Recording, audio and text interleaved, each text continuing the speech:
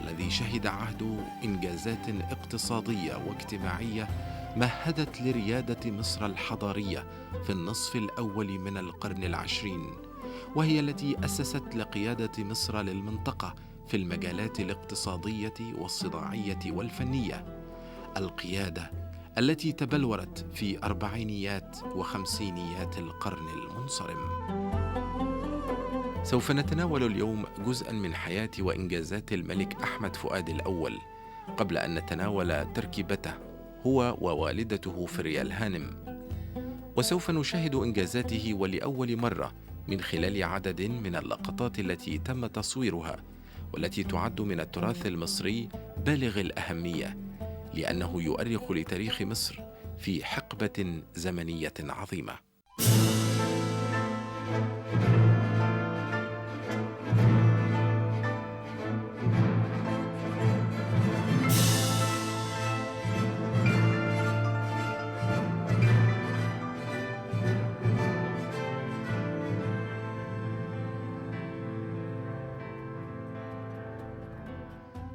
الملك أحمد فؤاد الأول هو الابن السادس للخديوي إسماعيل. ولد في 26 من مارس من عام 1868. تولى حكم مصر عقب وفاة شقيقه السلطان حسين كامل في عام 1917 إلى 1922، ثم غير اللقب وأصبح ينادى بملك مصر وسيد النوبة وكردوفان ودارفور، وذلك منذ إعلان استقلال مصر في 15 من مارس من عام 1922، بعد تصريح 28 من فبراير عام 22 برفع الحماية عن مصر، حتى وفاته في 28 من إبريل من عام 1936. شهد عصر حكم الملك أحمد فؤاد الأول إنجازات مهدت لريادة مصر الحضارية في النصف الأول من القرن العشرين، وأسست أيضاً لقيادة مصر للمنطقة في المجالات الاقتصادية والصناعية والفنية، وهي القيادة التي تبلورت في أربعينيات وخمسينيات القرن المنصرم.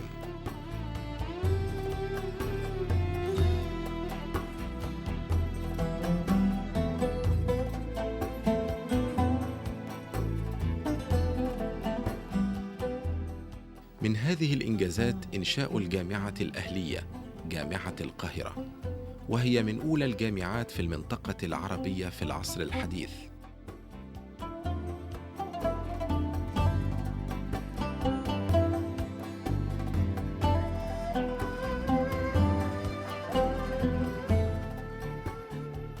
وكذلك إنشاء بنك التسليف الزراعي والإذاعة المصرية ومعهد الفن والتمثيل.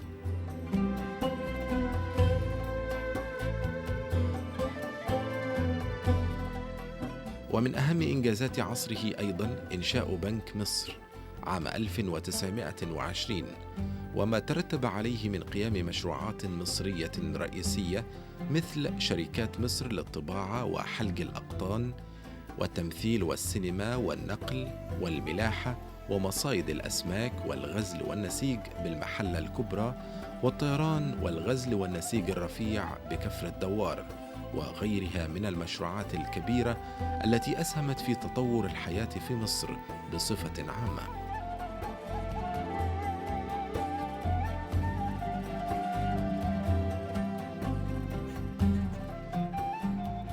كذلك تعددت الأماكن التي حملت اسم الملك فؤاد، منها ما بقي حتى اليوم، ومنها ما طرأ عليه التغيير إما بفعل ثورة 52 أو بفعل الزمن.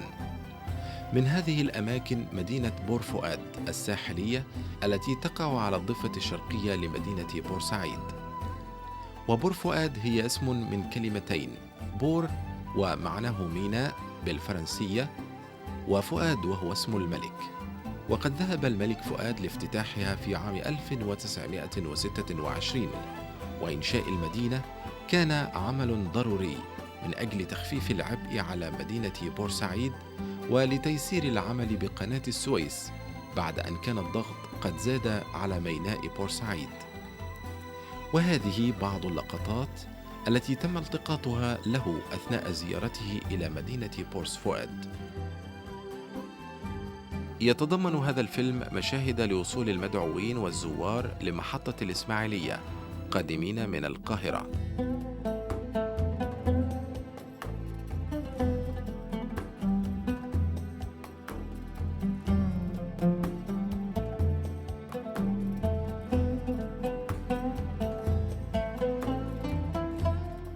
ومشاهد لوصول واستقبال الملك فؤاد في ذات المحطة.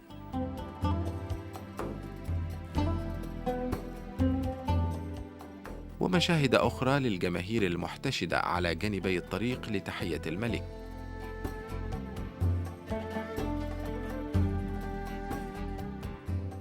وتوجهه إلى اليخت المحروسة الذي كان بانتظاره ببحيرة التمساح.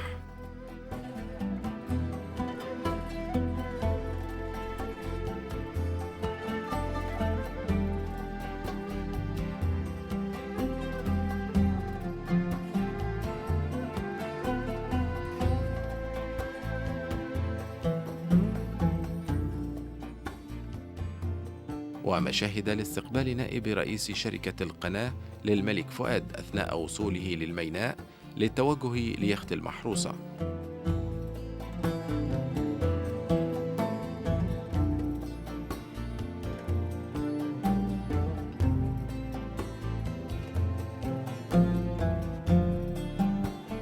كذلك مشاهد لاستقبال الملك فؤاد لإحدى نبلاء منطقة بورتوفيق على متن المحروسة.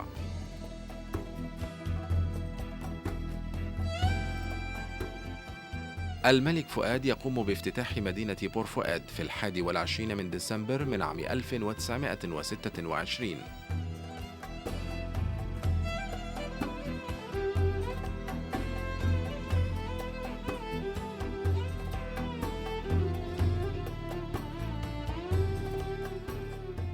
التقاء اليخت المحروسة مع إحدى السفن العابرة بالقناة.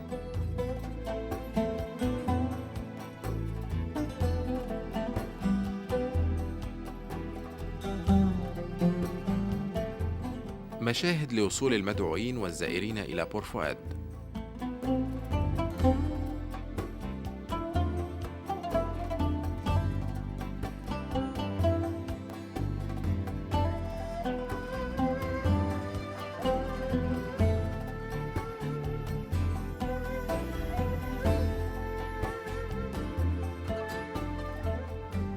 ومشاهد للخيمة التي تم فيها إرساء حجر الأساس لمدينة بور فؤاد.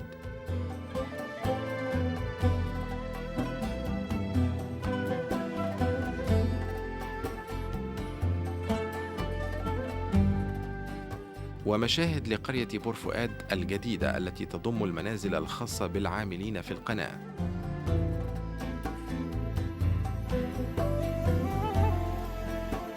هذه مشاهد من داخل مدينة بور فؤاد عام 1920، وهي تظهر عمال شركة قناة السويس.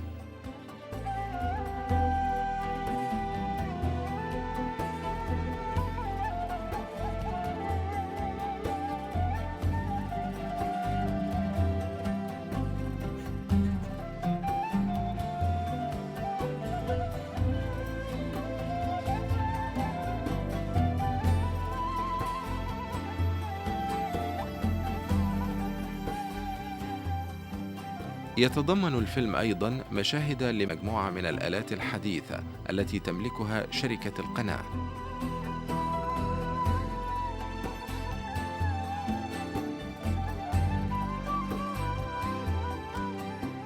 كذلك مشاهد لمحطة توليد الكهرباء المملوكة لشركة القناة.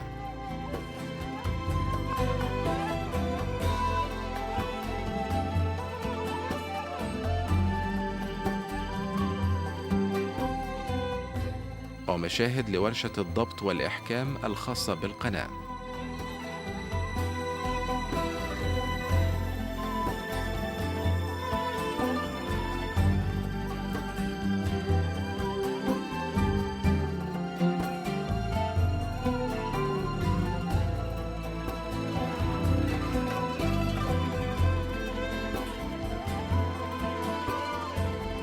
ومشاهد لورشة النجارة. ومشاهد لأهم الآلات والماكينات، وهي النقارة والمخرطة،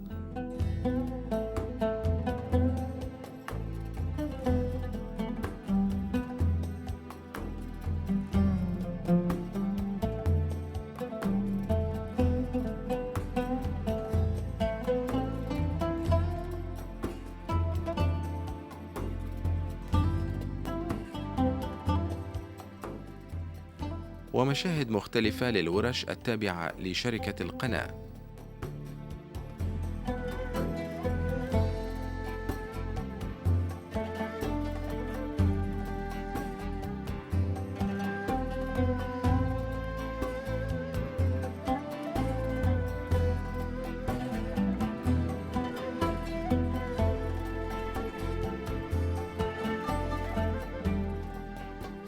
مشاهد لمغادرة الملك فؤاد إلى الإسماعيلية مستقلا العبارة التي تقل أيضا السيارات الملكية.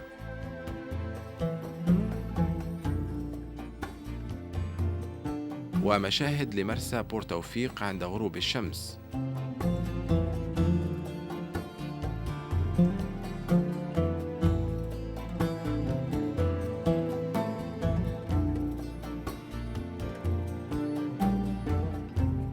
ومشاهد لمدينة بورسعيد ليلا وهي مضاءة. ومشاهد لعودة الملك لبورسعيد ليلا بعد نهاية الاحتفال.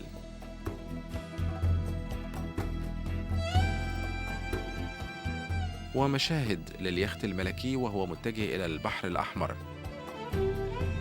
ومشاهد للجماهير الغفيرة في القناة وهي تودع الملك بالهتاف والتهليل.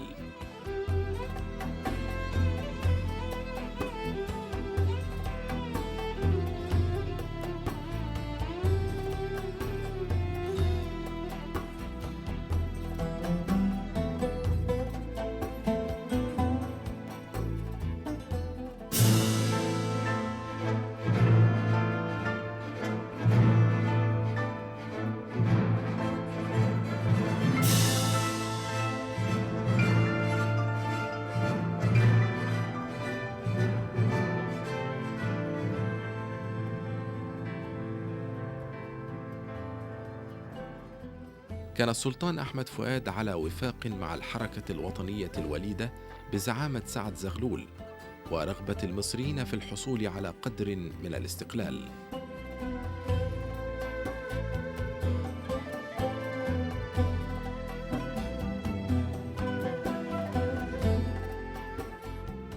وفي عهده قامت ثورة 19 واضطر الإنجليز إلى رفع حمايتهم عن مصر والاعتراف بها مملكة مستقلة ذات السيادة، فأعلن الاستقلال في 15 من مارس من عام 22.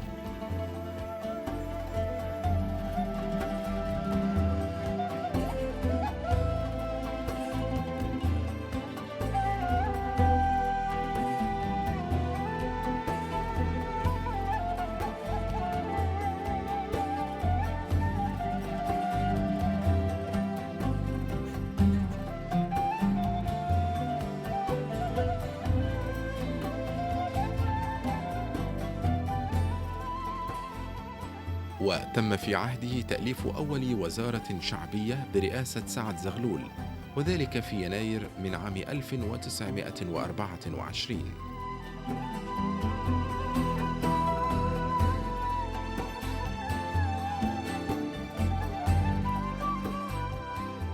توفي الملك فؤاد في قصر القبة في 28 من إبريل من عام 1936، ودفن بمسجد الرفاعي.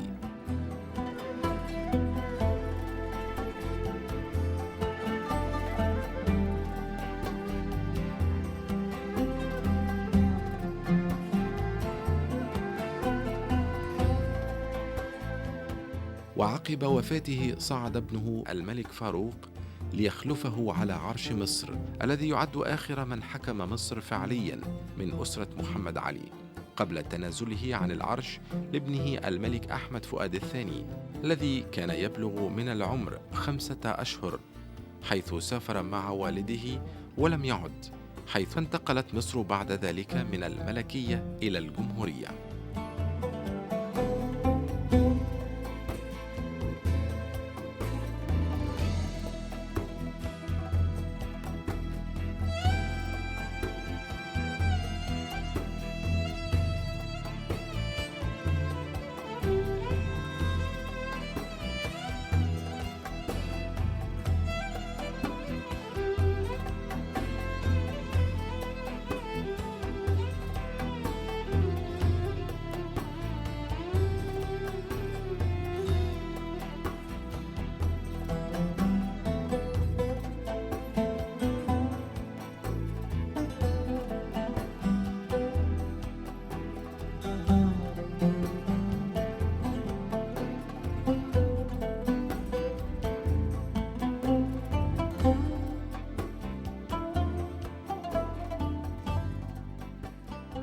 سوف نستكمل في الحلقة القادمة الحديث عن الملك أحمد فؤاد الأول ومشاهدة تركيبته الرائعة وتركيبة والدته فريال هانم.